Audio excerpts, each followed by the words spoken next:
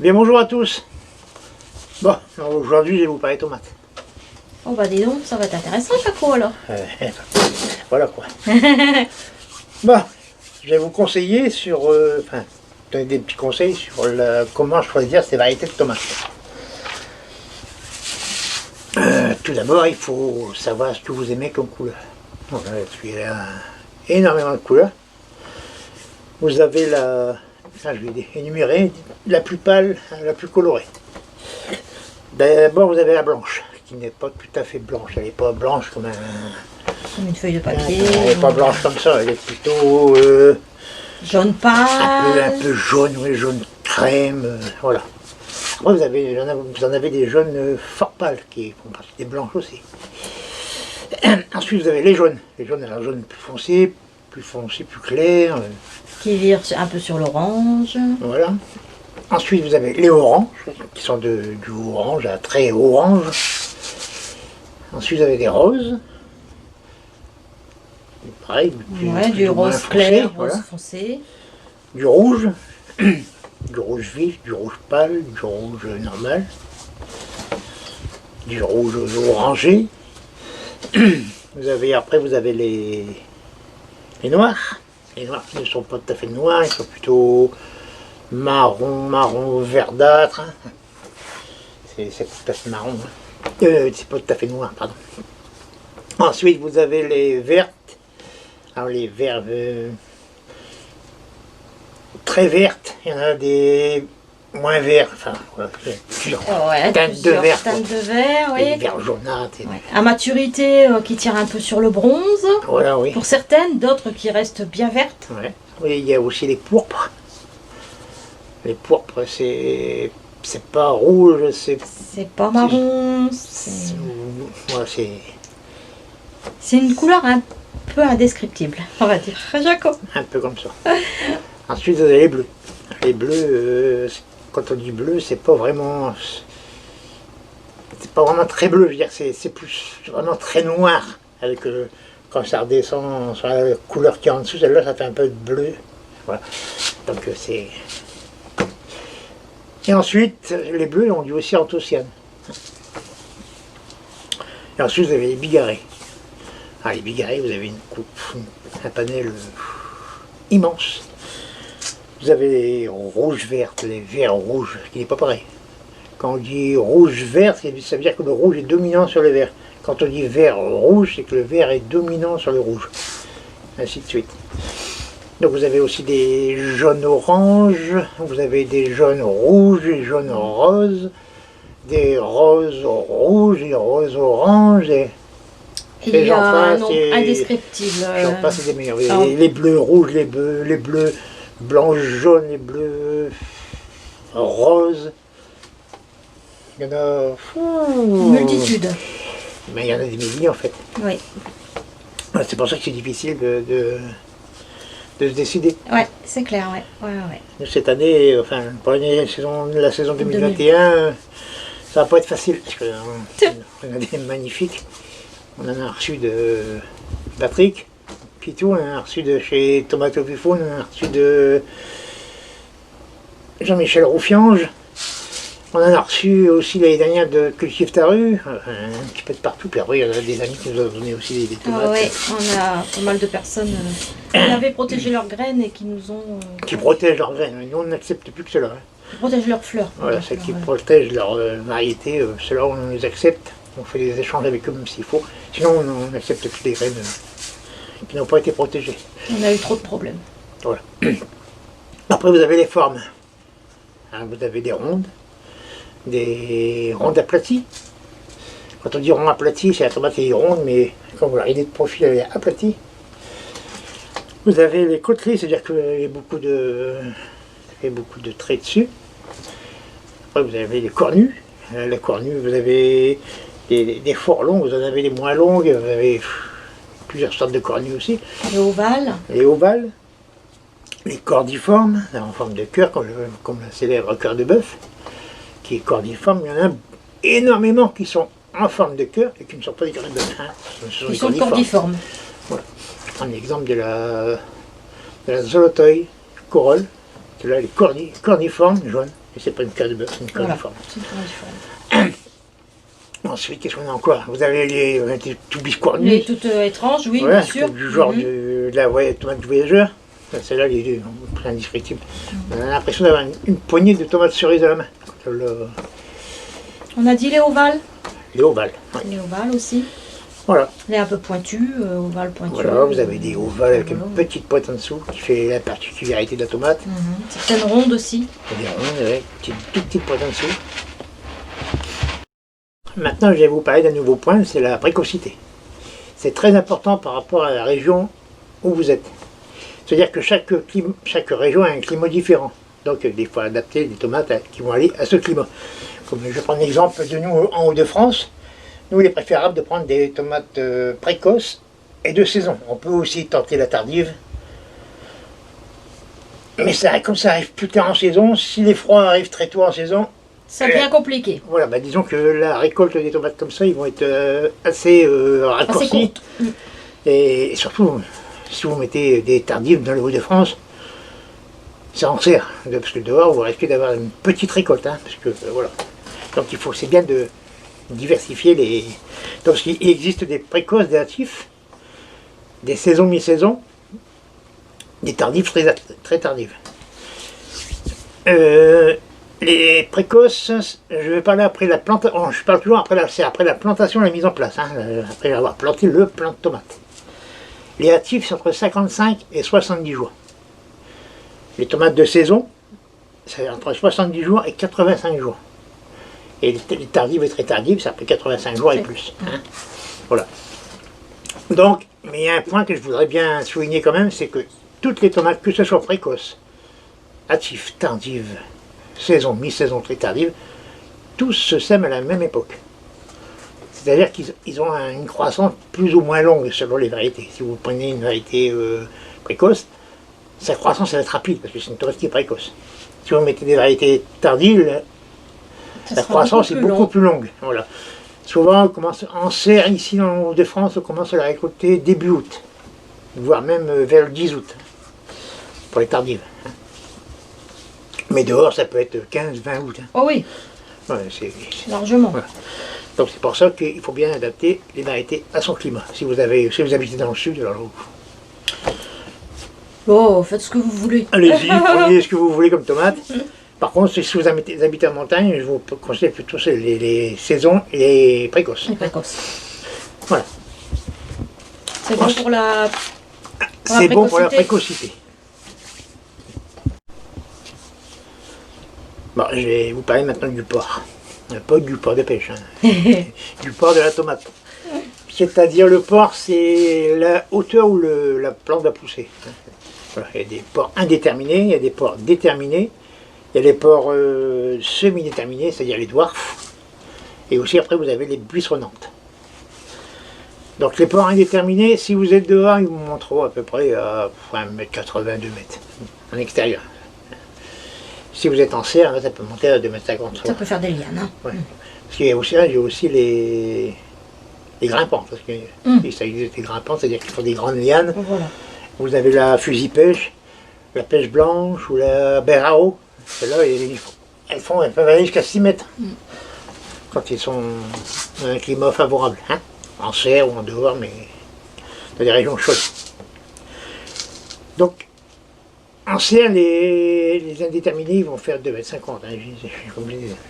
Les déterminés, c'est en extérieur, ça va faire 1 mètre. 1 mètre, 1 mètre 10, hein, pas plus. En serre, ça peut monter à 1,50 m, 1 mètre 80. Facile. Après, vous avez les dwarfs. Alors, ceux-là, c'est des semi-déterminés. C'est-à-dire qu'en extérieur, ils vont monter à 1,50 m, un peu moins même. Et en serre, ils vont monter à un petit 2 mètres. Et ensuite, vous avez les buissonnantes. Alors là, c'est pour ceux qui n'aiment pas tailler les tomates ni les accrocher. Ouais. C'est magnifique. C'est-à-dire qu'avec ça, vous ne faites rien. Vous les plantez. Ah si, il faut quand même les arroser, Jaco. Les planter, les arroser. Pas de taille, pas de tuteur. L'idéal, c'est de prendre ou des cajoux ou une palette, vous faites des trous dedans, vous les plantez. Comme ça, ça va pousser sur la cagette. Ou un gros paillage, mais Le paillage, c'est toujours l'inconvénient des limaces qui vont même bouffer. Là, les fruits vont être en contact avec le sol. Hein, donc là, ils vont se faire bouffer direct. On va retrouver des tomates plein de trous. Oui, bah oui. Voilà, nous, l'année dernière, il y en avait la Délice d'or La Délice d'or et la Sibérian. et la Sibérian qui ont donné. Ce que j'ai remarqué beaucoup avec ces tomates-là, c'est qu'ils vont donner beaucoup d'un coup. Et c'est vrai. ils vont vite s'arrêter de produire. Hein. Après, ils vont produire un peu par-ci, par-là, mais beaucoup moins. Voilà, donc les buissonnantes, Ouais. c'est bien pour les peaux. Ça peut être C'est ce aussi que j'allais demander, Jaco. les dwarfs, c'est bien pour les peaux. Les porcs déterminés, c'est très bien pour les peaux. Et les porcs déterminés, eh ben, vous pouvez aussi, à condition d'y mettre des tuteurs qui vont être un peu plus grands. Et en extérieur. Donc je vous ferai voir comment je vais faire. Ouais, en extérieur. Parce qu'en serre, ça ne sert à rien en fait. On ne peut pas planter en serre. Sauf si vous avez en serre, que vous n'avez pas de sol avec du béton, là, vous êtes obligé de faire un pot. J'en connais qui n'ont pas, pas de terre dans la serre, c'est que du béton. C'est une dalle de béton en fait. Et ça fait un peu comme une véranda. Donc là, ils sont ça dans des pots. Par contre, là, c'est obligé De tuturer. fort haut, parce qu'en serre, c'est terminé, c'est vraiment très haut. Donc même sur un balcon, vous pouvez aussi mettre des indéterminés, mais il faut mettre des tuteurs un peu plus longs. Voilà, pour les porcs. Maintenant, je vais vous parler de la taille des fruits et de la production des tomates anciennes. Qu'on entend un petit peu partout que la F1 produit beaucoup plus que la tomate ancienne. Là, je ne suis pas d'accord du tout.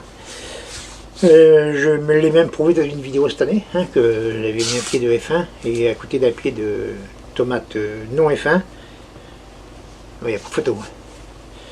Donc, ensuite, ça dépend de la taille des tomates. Plus la tomate va être grosse, et moins vous aurez de tomates sur le pied. C'est normal. Je vais prendre l'exemple de la Big Zag, c'est la tomate du championnat du monde. Hein. C'est la plus grosse tomate du monde en fait. Elle dépasse les 3,5 kg. Ouais, cette année, ça a été. Ça vous fait une tomate comme ça, quoi. Mais sur un pied, vous n'aurez pas 20 kg de tomates, vous aurez 2 ou 3 tomates. Des fois même une. Voilà. Par contre, quand vous mettez les tomates, je dirais comme des œufs, là, 80, 130, 140 grammes, là, il y en a qui produisent à foison. On avait la Sweet Too qui donnait La cycle. un cycle incroyable. J'ai compté jusqu'à 13 grappes de fruits. 13 grappes de fruits, des grappes de 7-8 tomates. Hein. Sur un seul pied. Et en plus, il y avait encore tous les bouquets en fleurs. Et elles font partie des variétés de tomates anciennes. Voilà. Parce que vous avez des variétés à production moyenne, à production bonne, très bonne et abondante. Donc, quand vous avez un petit jardin, l'intérêt c'est d'avoir le plus possible de fruits, avec le moins de pieds possible. Donc, pour les personnes qui ont un petit jardin, moi je conseille de prendre des variétés dites abondantes. Abondantes ou très bonnes. Très bonnes. Voilà. Comme ça, vous n'avez pas beaucoup de place pour mettre des pieds, donc vous mettez peu de pieds, donc vous avez beaucoup de tomates quand même. Après, vous avez ceux qui aiment les grosses tomates charnues, là. Bon, ben là, il faut mettre un peu plus de pieds parce qu'il y aura beaucoup moins de tomates. Ouais. Donc, c'est pas parce que c'est une tomate ancienne que ça produit moins, c'est selon les variétés. Il y a des variétés qui produisent beaucoup moins, et il y a des variétés qui produisent incroyablement. Et la taille des fruits, souvent, plus c'est gros, j'ai déjà dit, plus c'est gros, moins il y en a, et en plus c'est gros, souvent, plus c'est farineux. Oui, souvent. Voilà. Donc, si vous aimez les tomates juteuses, prenez des calibres moyens, jusqu'à 250 grammes, c'est bien. C'est bien, oui, c'est vrai. De 80, on va dire 80 grammes, hein, c'est pas mal, jusqu'à 250-300 grammes, après ça commence à faire gros. Hein. Oui, après c'est gros. On est bon, Jaco? On est bon pour la taille des fruits.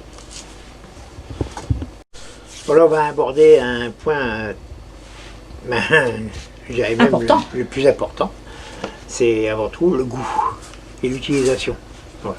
Alors, ça va être selon vos goûts, si vous aimez les tomates acides, les tomates sucrées. Si vous aimez les très sucrés, je vous dirais sur des oranges. Les sucrés avec un goût prononcé sur le danois. Après, il y en a pour tous les goûts. Ensuite, il y a l'utilisation, donc ça dépend de ce que vous voulez faire avec vos tomates. Si c'est pour les manger en salade, il faut vous assurer que c'est bien pour manger en salade, parce qu'il y en a aussi que c'est pour faire sécher, il y en a que c'est pour faire des sauces, il y en a que c'est pour faire de la cuisson, il y en a que c'est pour faire tout ça en même temps. Donc voilà, donc si pour faire des coulis, tout ça, c'est pas la même tomate qu'il faut utiliser pour faire tous les plats différents. Hein. Vous avez aussi les tomates à farcir.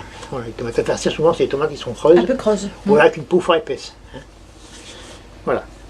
Ensuite, on a les tomates spécifiques maintenant pour la confiture. Il y en a pour la confiture, c'est des tomates qui sont très sucrées. Voilà, qui sont vraiment bien adaptées à ça. Et on a aussi de la tomate spécifique pour faire des sorbets. Oui, hein, vous pouvez faire des desserts avec de la tomate. Voilà, et ces tomates-là sont aussi utilisables pour faire des coulis, des soupes et en salade. Ça, c'est madame qui dit. Et oui, Chacun c'est son madame qui truc, dit. Oui, chacun son truc. Voilà. Donc, selon ce que vous aimez en tomate, vous avez plein de tomates adaptées à chaque plat. Enfin, pas à chaque plat, à chaque façon de À chaque faire. utilisation de faire, Voilà, oui. pour les conserves, pour la congélation, il y en a plein pour voilà. Ah, c'est pour l'apéro. L'apéro, ça sera plutôt sur la Ça cerise. sera plutôt sur la cerise, oui. Pour les enfants, des cerises fort sucrées. Il y en existe des magnifiques, des super belles, des super bonnes, des fort productifs. Et de toutes les couleurs aussi Et maintenant. de toutes les couleurs, ouais.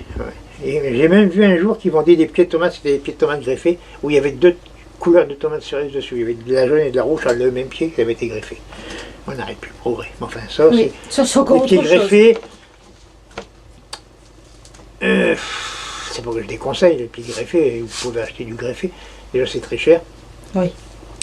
Certains disent que ça produit plus.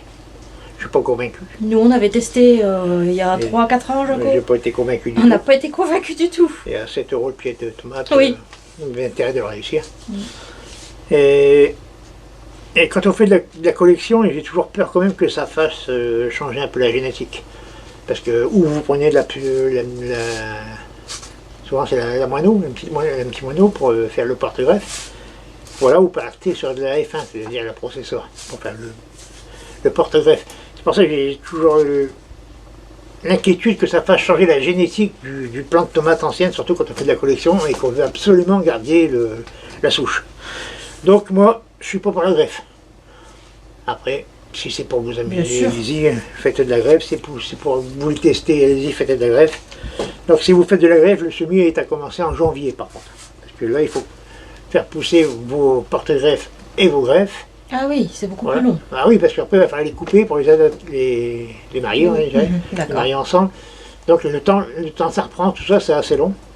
Donc si vous en voulez une, vous n'allez pas en faire qu'une, vous en faites un paquet, parce que souvent vous n'avez pas 100% de réussite.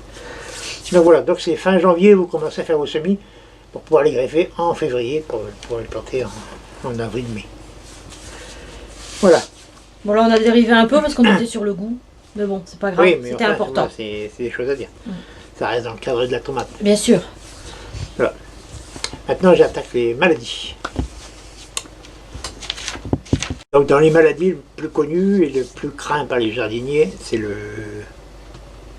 mildiou. Le mildiou. Ouais, merci.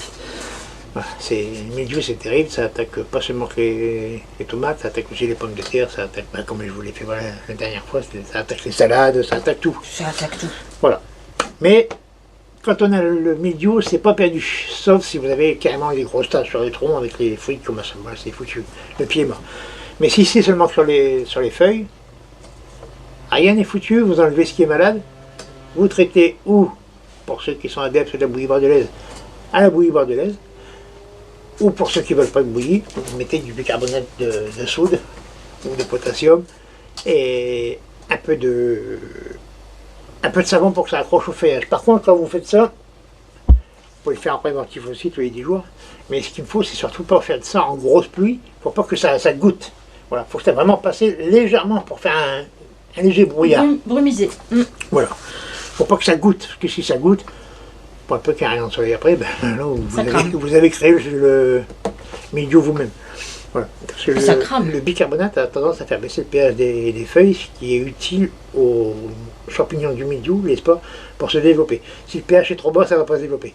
Voilà. C'est pour ça qu'on passe du bicarbonate, ça fait baisser le pH du feuillage, ce qui ne gêne rien à la plante. Voilà, en passage, je sais ce que je voulais dire. Ensuite, vous avez Botrytis, ça arrive plutôt en fin de saison. Ça fait comme une espèce, c'est la pourriture grise en fait. On trouve ça aussi sur les fraises. Souvent, on voit des fraises toutes grises. Ça, c'est la pourriture grise. Alors, quand vous avez ça, souvent, ça arrive souvent à un embranchement où vous avez enlevé un gourmand ou... Alors, quand vous avez ça, une petite fissure ou un truc comme ça. Voilà, ou une blessure avec une corde ou avec un lien.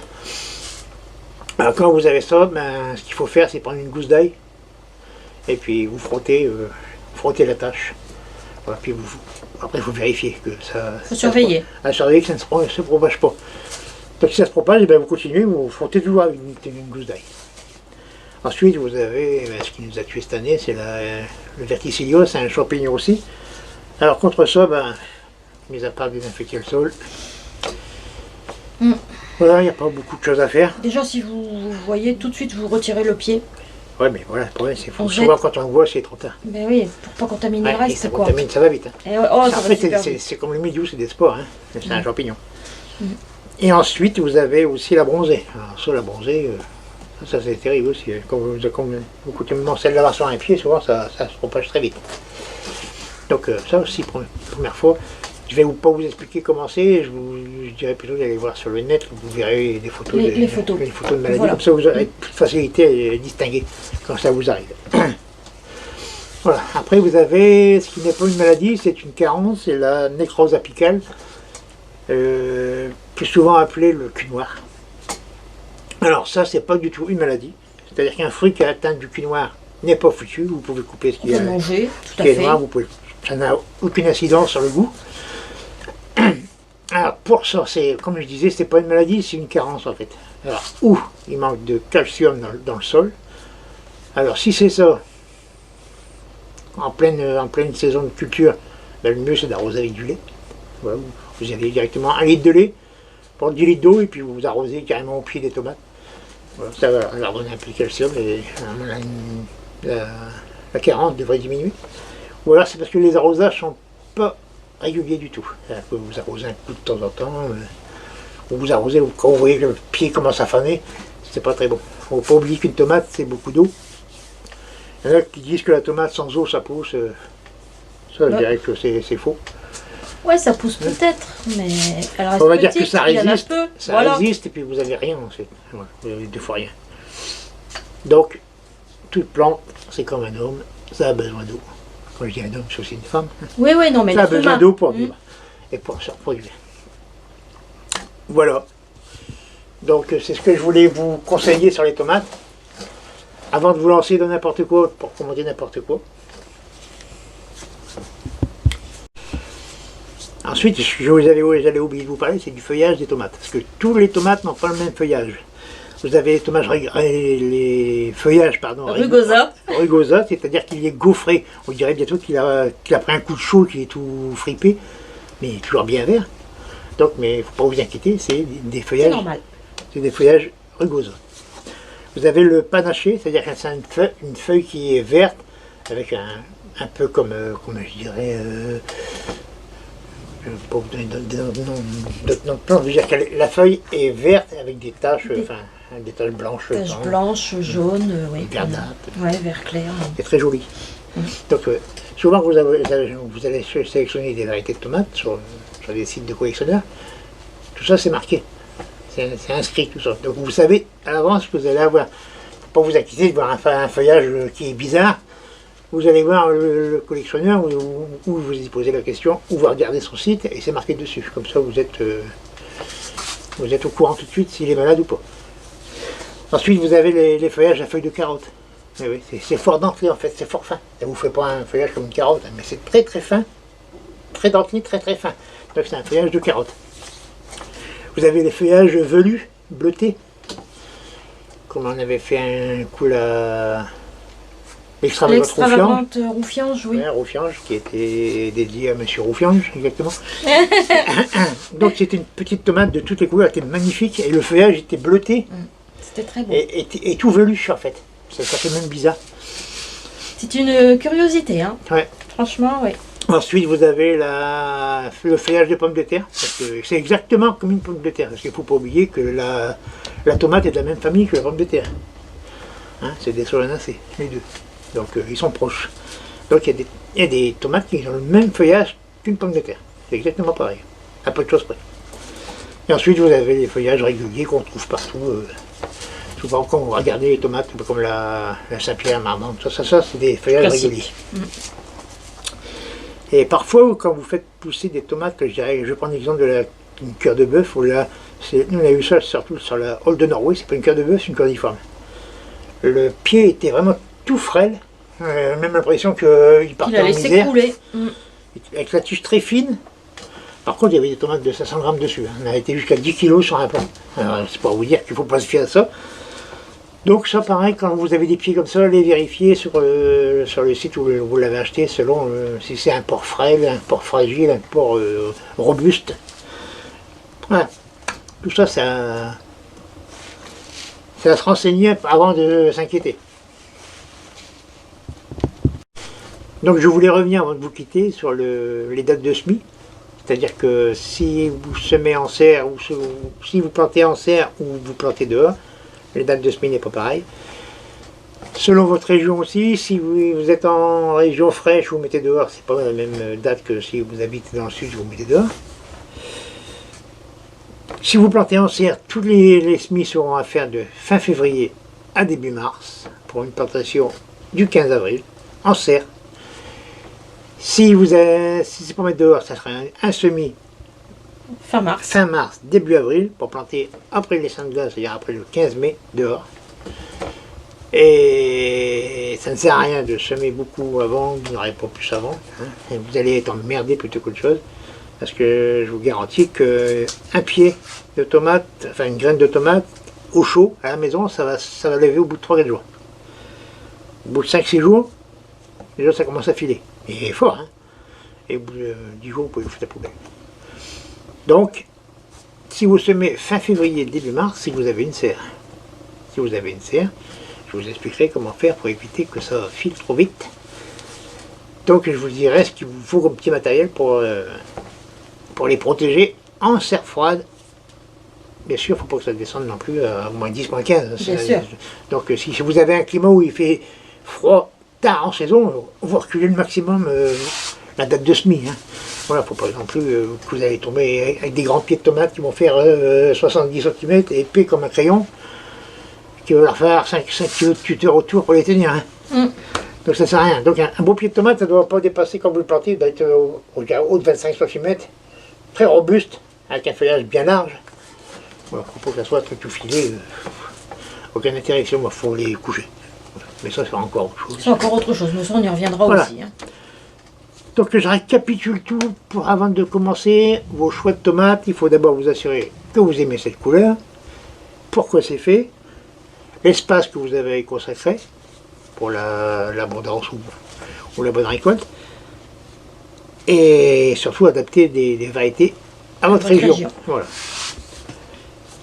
C'est le seul point à savoir. On est bon, Jaco ? On est bon. On est bon. Là, je vous dis, faites un bon choix, amusez-vous bien, parce que vous allez voir des choses magnifiques. Et puis, on se retrouvera pour le semis. Avant, il y aura d'autres choses avant. Mais, oh, bah oui, Jaco. Voilà. Oh, oui. J'ai encore plein de choses à vous dire sur la tomate. Ouais. Voilà. On vous dit à très bientôt. À bientôt. Bon jardinage à tous. Au revoir.